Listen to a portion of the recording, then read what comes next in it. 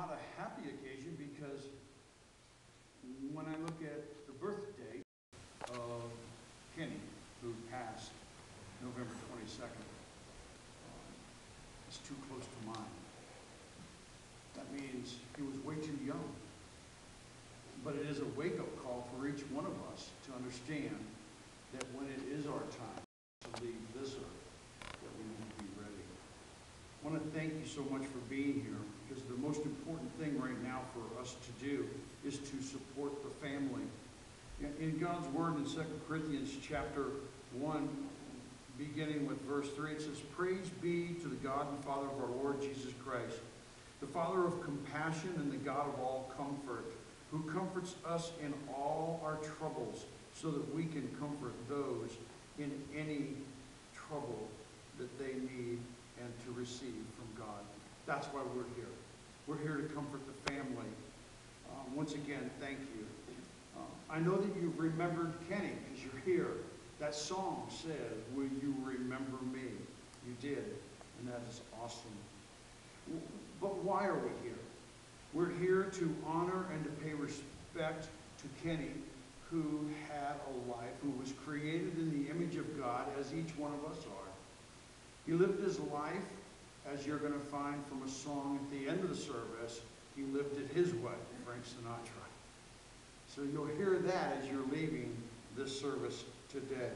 We're here to pay tribute to William Kendal Kenny Mayes. I'm going to refer to him as Kenny. I never got to meet Kenny, except for through papers that were written and given to me last week. And so I'll share a few thoughts that I've gleaned from those papers. And then we're going to have a time of sharing for friends, and then end it with family members who will share their thoughts and memories of Kenny.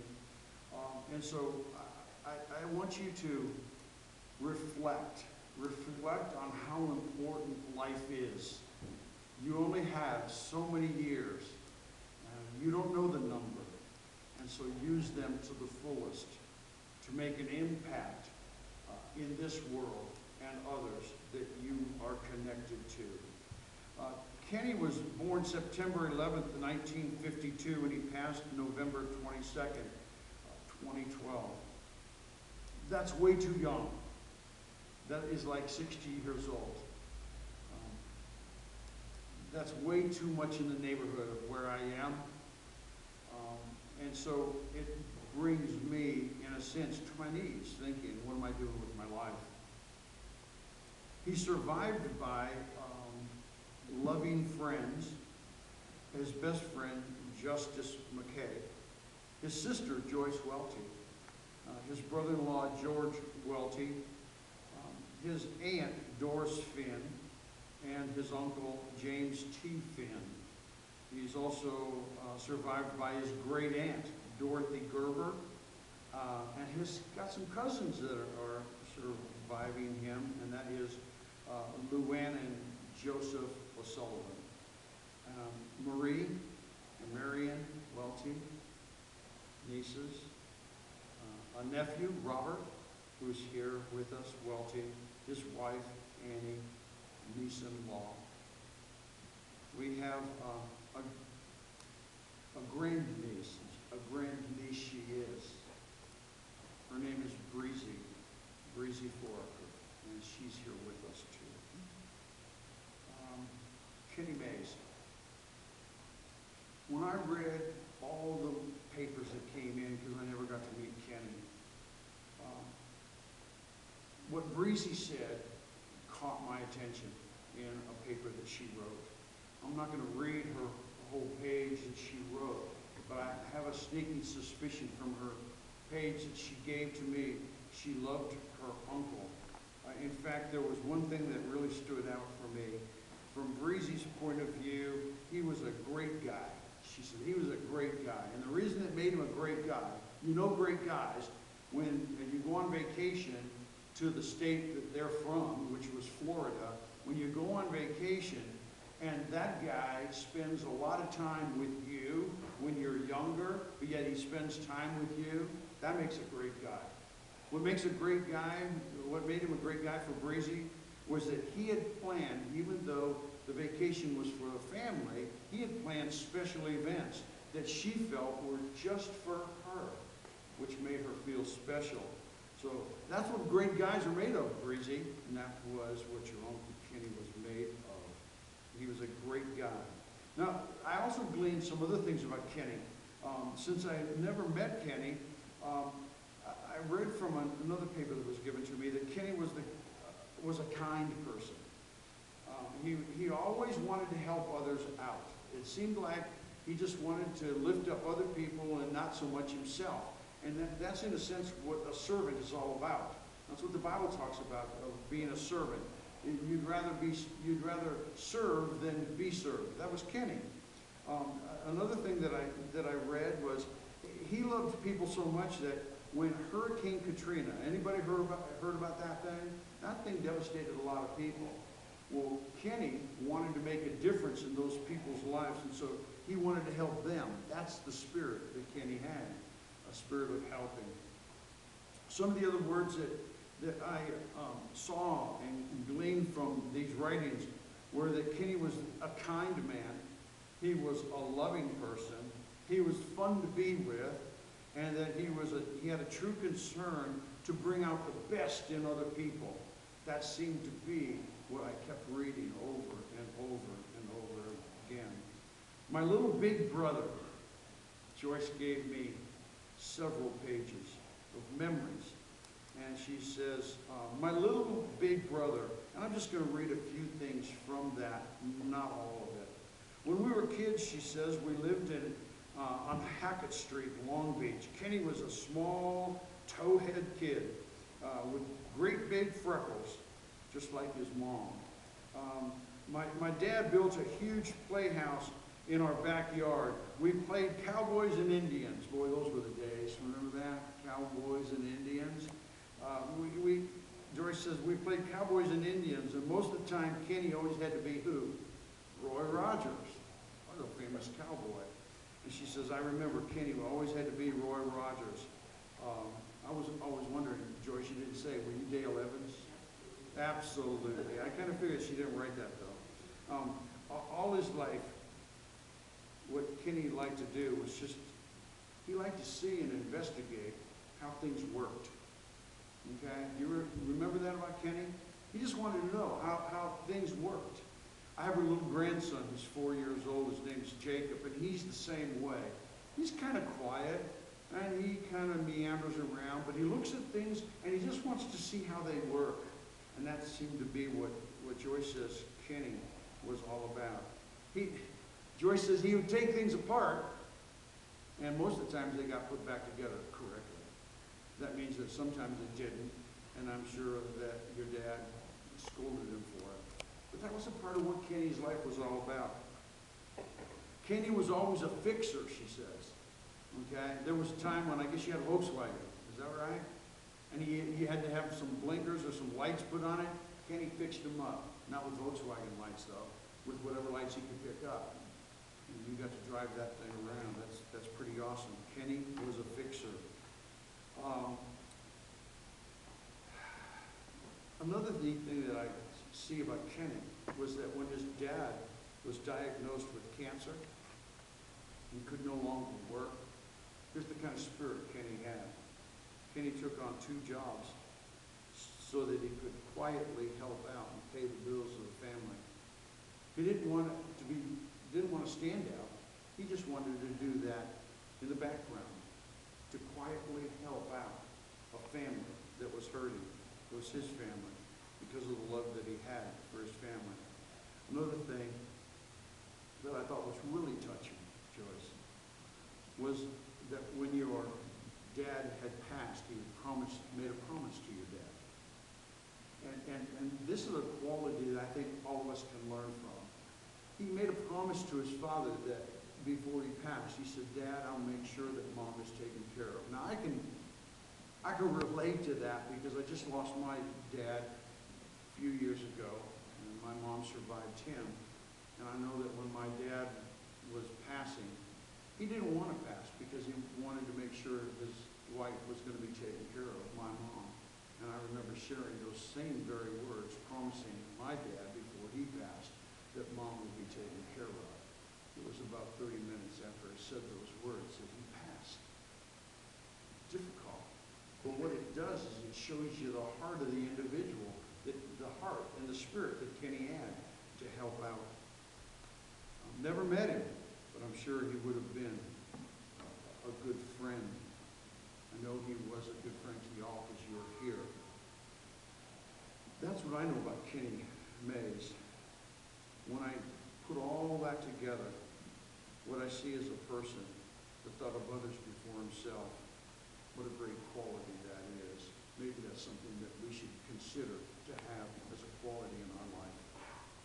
We're going to have a few minutes now in this memorial service. We're going to have a few minutes for those of you that are friends that would like to share just a few minutes of memories that you have of Kenny. I'm going to let you come on up here. The family wants you to do that if you'd like, and share just a few minutes of memories that you might have. After the friends do that, we're going to have a few family members share their memories and thoughts of Kenny, and then we're going to have a song sung by Tyler, and he's going to sing Amazing Grace. And by the way, I've heard him practice that. It's very, very good. Okay? So that's kind of the agenda for the day. Do we have some friends that would like to step up and share memories? Because that is what keeps Kenny alive in your heart. Memories. Come on up.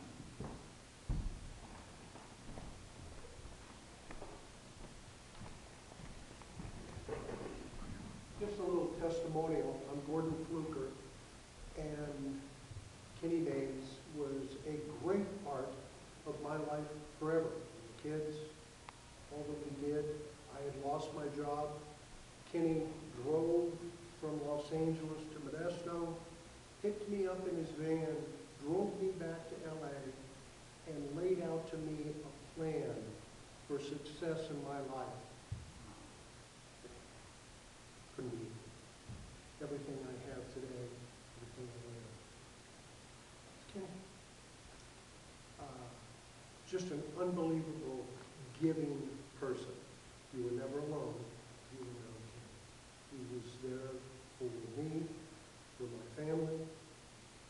Can't say it enough. He really is. He's a good person. A real good person. Thank you so very much. Once again, testament to who he was. Anyone else? A friend? A friend? Come on up.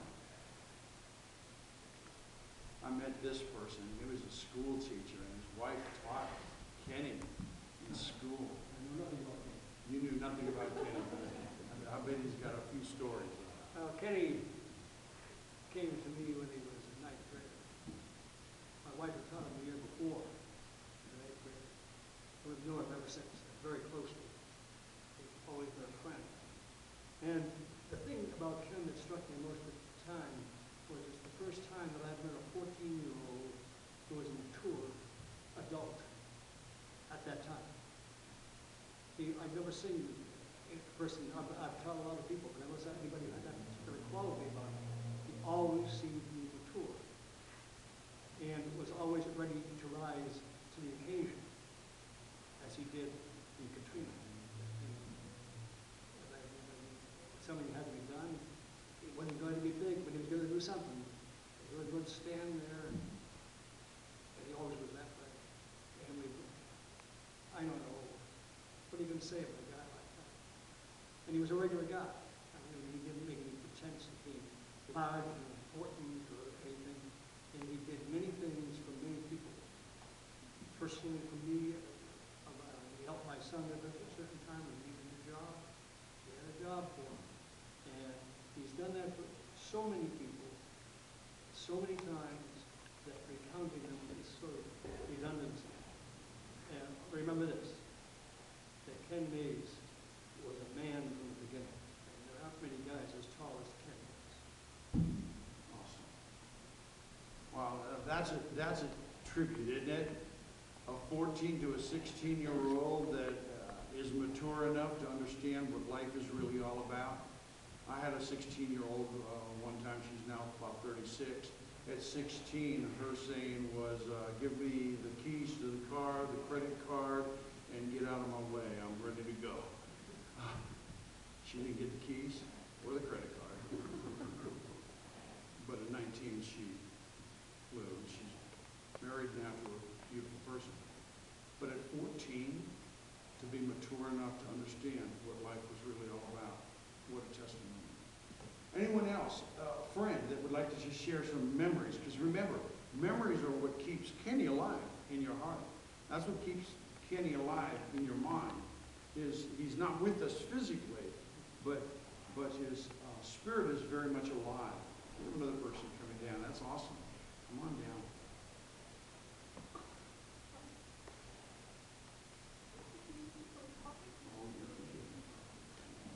I was looking to see Kenny again. It's been many years since we've seen each other. Talked on the phone many times. And he said he couldn't wait to get down here and get settled in. He was going to have a big party for everybody to get together again. And that's the best I thought, really. We couldn't wait. But I kept waiting because he's going to call, he's going to call. And then I kept thinking, I need to call him, I need to call him. And the next thing I got a call. He had passed away, and I was like blown away. I've been going through chemotherapy problems myself, but my family, my father also, and who's in the emergency room right now. And it's just been, I've known Kenny since high school, but I didn't really get to know him well until after I was separated from my first husband. And Kenny and I we dated for a while, and I wasn't divorced yet, and he kept telling me, marry me, marry me. And I just, at the moment, I just couldn't do it because I wasn't divorced yet. And I got, kept saying, well, push it, He was a wonderful person. He was kind, giving, caring to anybody and everybody he ever met. He trusted everybody. Maybe to a fault. And there's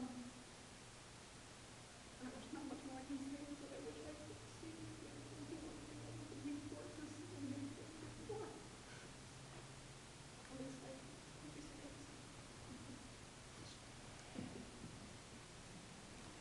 You can tell from